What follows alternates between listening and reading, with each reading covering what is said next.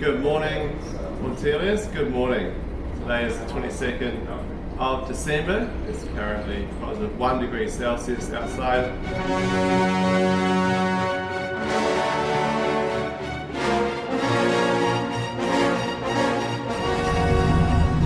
Crossing the dreaded Drake passage can be pukey business.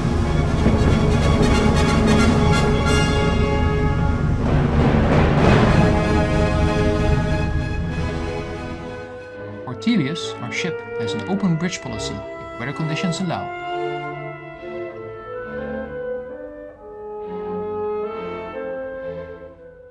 Our lecture schedule will begin shortly after. Days at sea are filled with lectures on Antarctica and activities on our expedition, and eventually the Drake passage calms down. We have 20 knots of wind and we are currently experiencing about 1 to 2 meters of swell coming from in front. We have made 109 miles progress out into the Drake's Passage and we have 340 miles to go.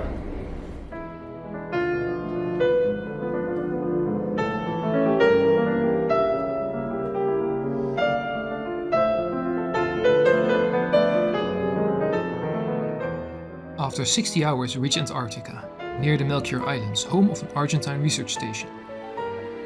The continent welcomes us with snow showers and freshly formed sea ice. Time for us to test our zodiac skills.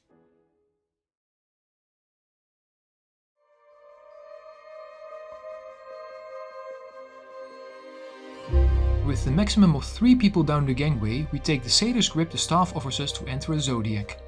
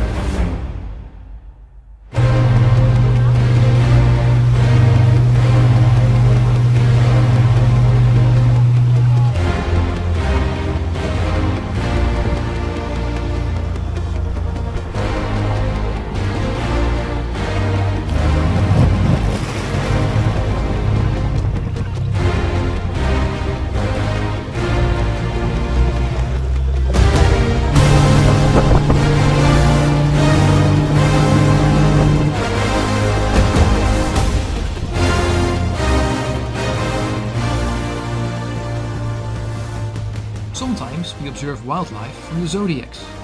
Sometimes we get dropped on land. For full-scale landings, the staff marks the trails we may walk to viewpoints or penguin colonies.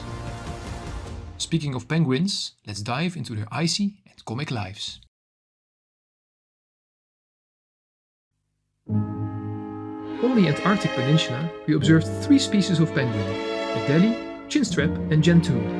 No need to worry though, I'll introduce them together with their leitmotif. Ill-tempered chinstraps have, quite conveniently, a black line running over their chins. Here's the gentoo, large and loud. They have a partly red beak as if they're wearing lipstick. Now Adelies are a googly-eyed feisty bunch of bandits, taking on threats rather than running away from them.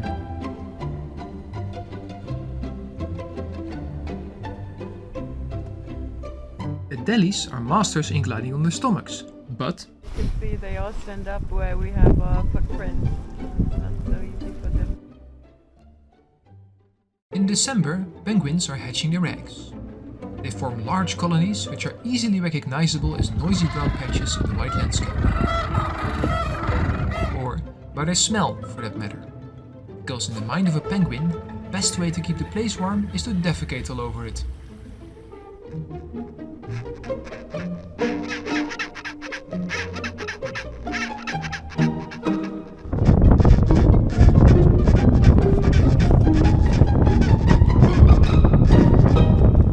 Penguin nests are built out of pebbles.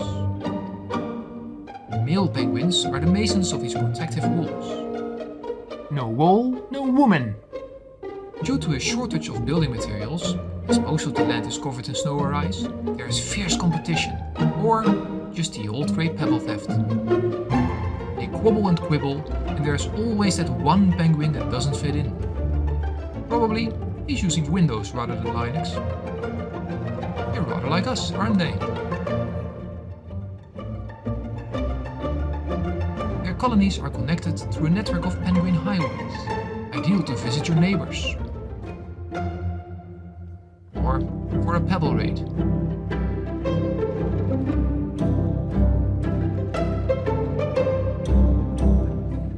No matter the weather. Of course, another species of penguin, like humans, make additional roads in the snow. Why not make use of them? After all, the work has been done already. If one is really lazy, there's always the off-road option, for which a penguin needs belly drive, of course.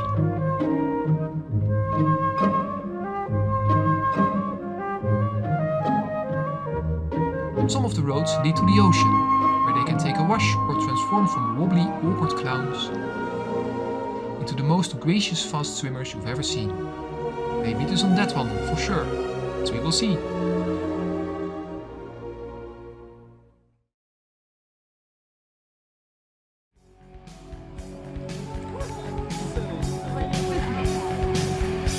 We're diving together. That's the Viking blood!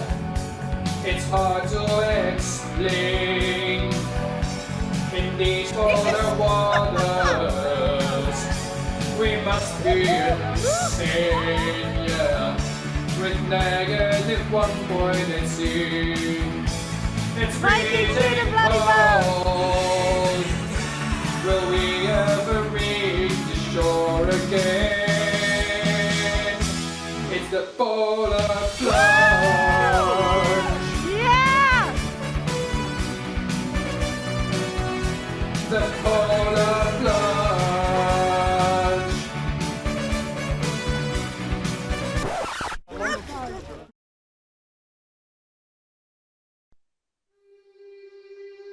Antarctic weather may change within an instant. For instance, from perfectly clear polar plunge conditions to a dense fog, leaving us in a maze of icebergs unable to locate our ship.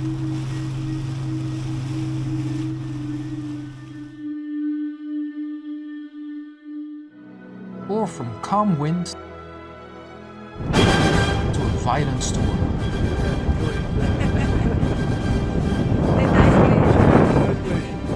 Dropping wind chill to -20, hardly a Midsummer Night's Dream. Within the boundaries of those extremes we plan our activities. Well, except for mountaineering.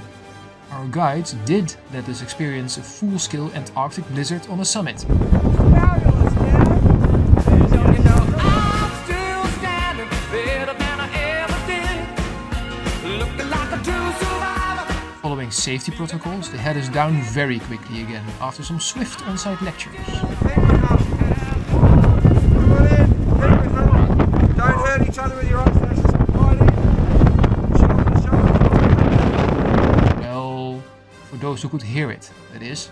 Sticking around out here, if you didn't have shelter, even though you got your clothing on, you wouldn't be very happy in about an hour unless you're able to keep moving. So, we keep on moving. It was not much better on Spigot though. Antarctic mountaineering is tough. But you know the saying, work hard, play hard. Time for a barbecue and a party on the helideck.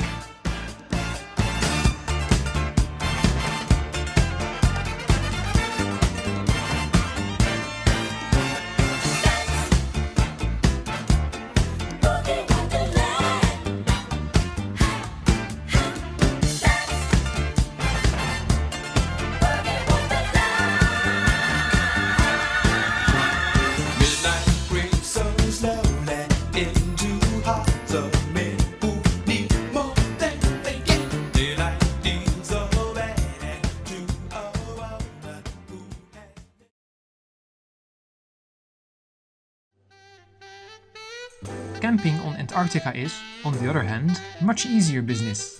You dig a hole, get into your polar grade sleeping bag and switch off the light. Figuratively speaking, of course. Is that where the treasure is, Mike? What's that? Is that where the treasure is? Welcome to the land of the living. Now get a shovel and dig. And here Vanjini is digging our new house. This is the design plan. There's the sleeping deck. This is the architect. Around us we only have some wildlife. And wildlife is never late, nor is it early.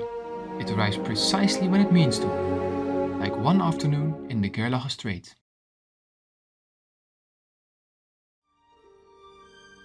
That apex afternoon we shared with the indomitable orca.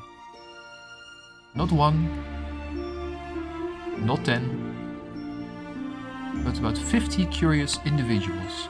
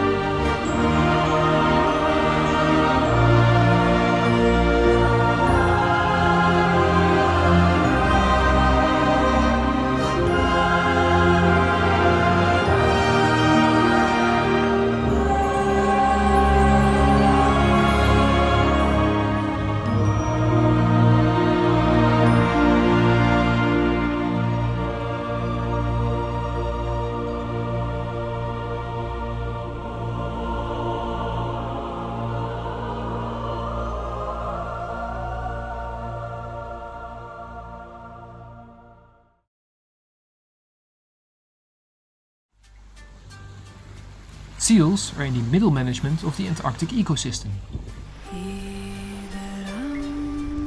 Save for one lonely elephant seal and one lonely leopard seal, we mainly came across Weddell seals during our voyage.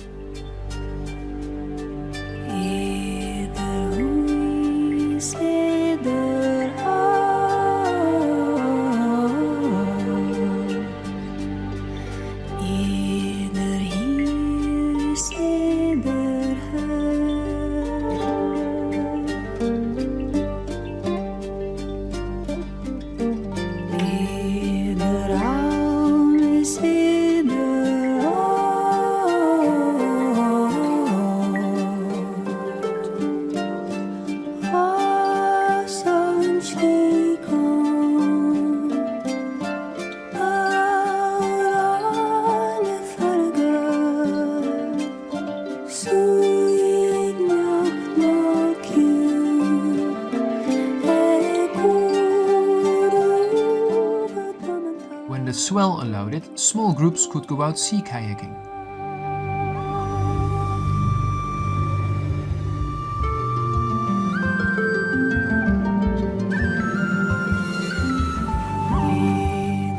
Our guide taught us some new skills, like how to navigate through patches of oversized ice cubes. And this is the last time I saw my wife.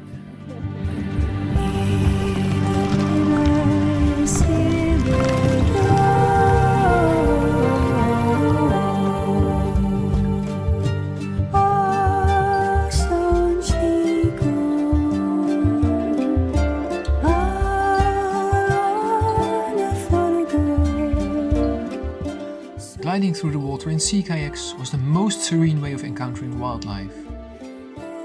Be it penguins, seals, or even humpback whales. We spent many a magic hour with the majestic humpback whales, which are totally unimpressed by the presence of us small humans.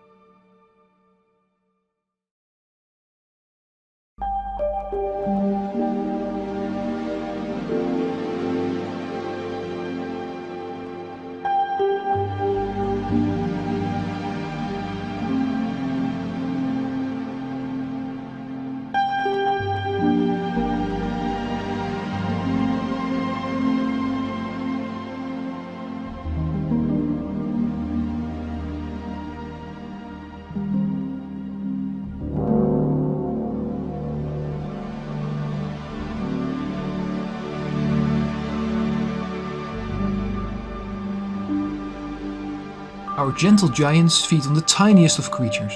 To catch krill, abundant in Antarctic waters, they use a technique called bubble net fishing. They circle around their prey, blowing air bubbles in the water, locking in the krill. Then they dive, open their mouths and speed up to the surface, capturing whatever is in their nets. Through their balloons, they get rid of the seawater.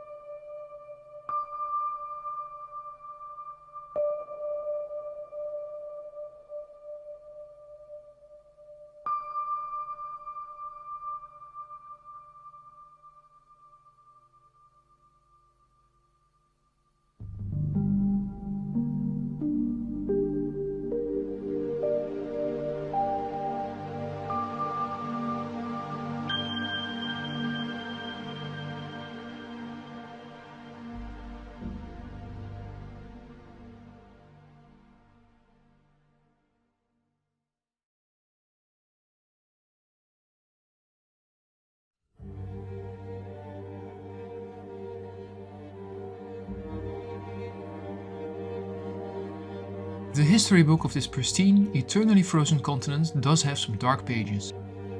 Part of this can be found on Deception Island. Its hidden bay housed an onshore whaling station. 2 million whales were slaughtered here in the course of 20 years.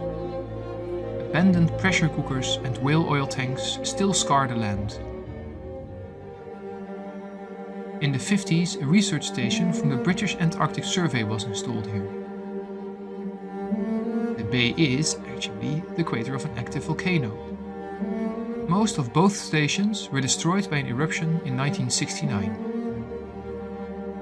Rust and ruins remain to reflect.